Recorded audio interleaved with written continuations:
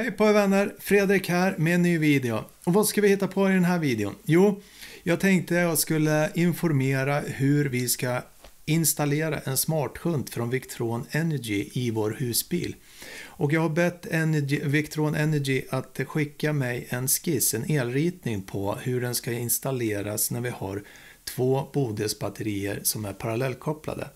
Jag hittade ingenting när jag letade på nätet angående det. Så att Victron Energy har skickat mig underlag som jag kommer visa i videon och hur den ska kopplas in då. Och den här videon är också en rättelse till den videon som jag installerade en smartshunt till Annettes bil i den här videon. Och det blev en felaktig montering där. Ingen skada skedd, men det blev felmonterat och det visade fel siffror helt enkelt. Så att en rättelse är det också och en tydlighet i hur vi ska installera en smartshunt ifrån Victron Energy. Så är ni intresserade? Häng med så kör vi!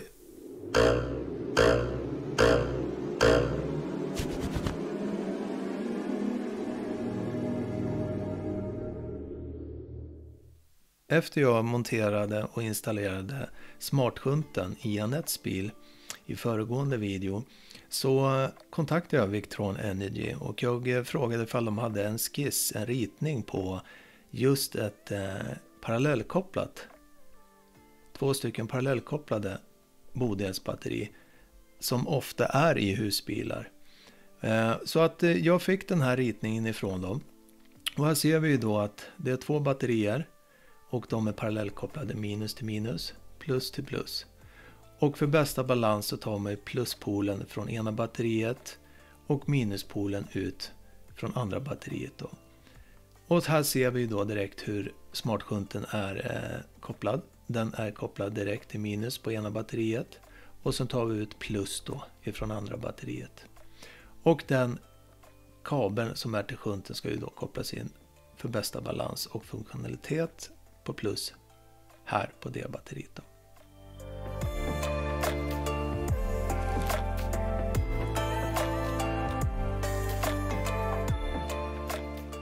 Parallellkopplat batteri. Shunten sitter där. Till system minus kablarna och en ren kabel till batteriet. Batteriet är parallellkopplat där med minus minus. Så ser det ut.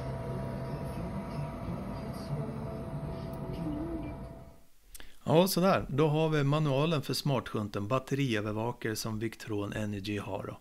Och den här är väldigt enkel. Det är två förskruvningar och ingångar här. Jag kommer att bläddra ner här för att visa. Den här manualen för smartshunten är på svenska, väldigt enkel att förstå. Och jag kommer att lägga den under den här videon i videons beskrivning som en länk. Så att det är bara att klicka så kommer ni direkt hit till manualen. Och den är ju då, det är introduktion, installation, konfigurering. Allting står steg för steg vad man ska göra. Och driften, hur fungerar batteriövervakaren och så vidare. Batteriövervakaren är ju, smartshunten då, är ju då föreställd för bly och gel och AGM-batterier. Men det finns nödvändiga inställningar som behöver göras. Här ser ni montering av smartshunten. Och så har vi anslutningsöversikten här. Och precis som det står här. To system minus. Och här har vi to battery minus. Alltså to battery minus menas den anslutningspunkten går direkt med en enkel kabel till batteripolen minus då.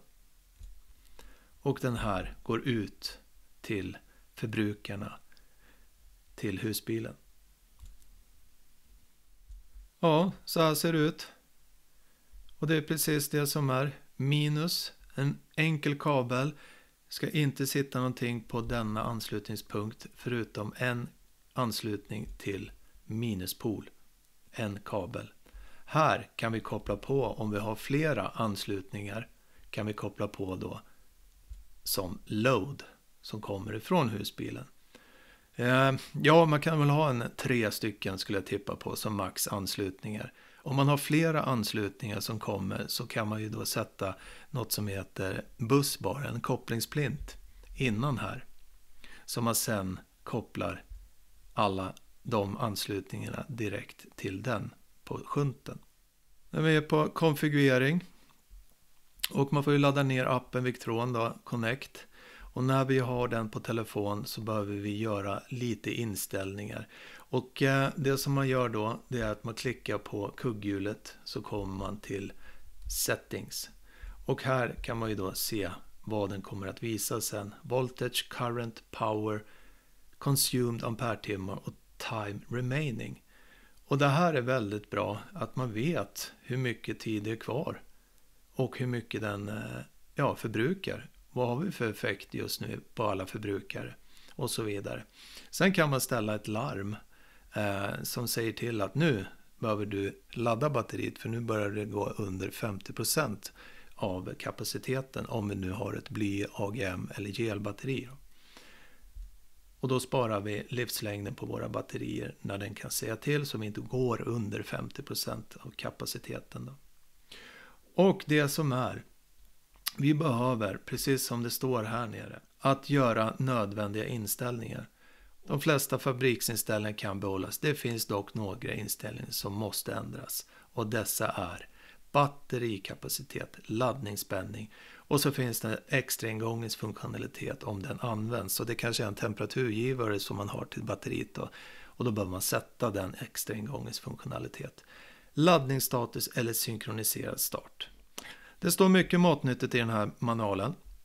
Som sagt var, litiumbatterier och så vidare finns det inställningar för också, som det står här. Och den är väldigt enkel att följa. Det finns mycket gött i den här att läsa och förstå.